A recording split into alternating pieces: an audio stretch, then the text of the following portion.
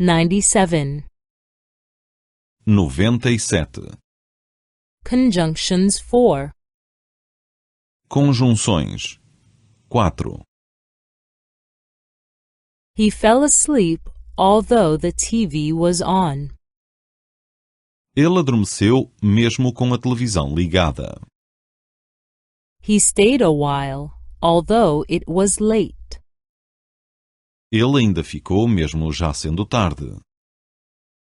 He didn't come although we had made an appointment. Ele não veio apesar de nós termos marcado um encontro. The TV was on. Nevertheless, he fell asleep.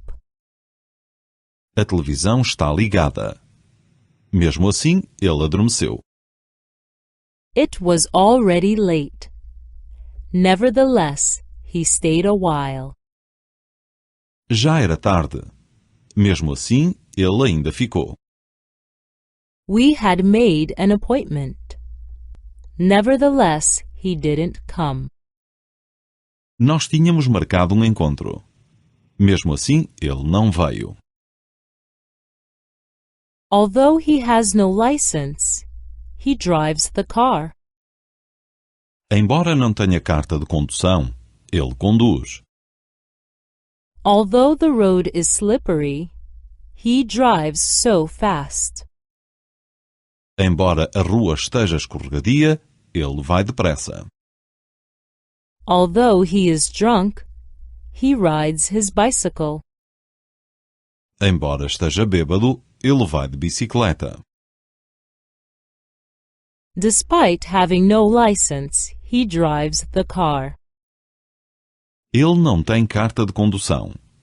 Mesmo assim, ele conduz. Despite the road being slippery, he drives fast. A rua está escorregadia. Mesmo assim, ele vai depressa. Despite being drunk, he rides the bike. Ele está bêbado. Mesmo assim, vai de bicicleta. Although she went to college, she can't find a job. Ela não encontra emprego, embora tenha tirado um curso superior. Although she is in pain, she doesn't go to the doctor. Ela não vai ao médico, embora tenha dores.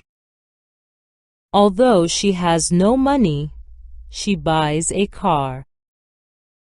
Ela vai comprar um carro, embora não tenha dinheiro. She went to college. Nevertheless, she can't find a job. Ela tirou um curso superior. Mesmo assim, não encontra emprego. She is in pain. Nevertheless, she doesn't go to the doctor. Ela tem dores. Mesmo assim, não vai ao médico. She has no money. Nevertheless, she buys a car. Ela não tem dinheiro. Mesmo assim, vai comprar um carro.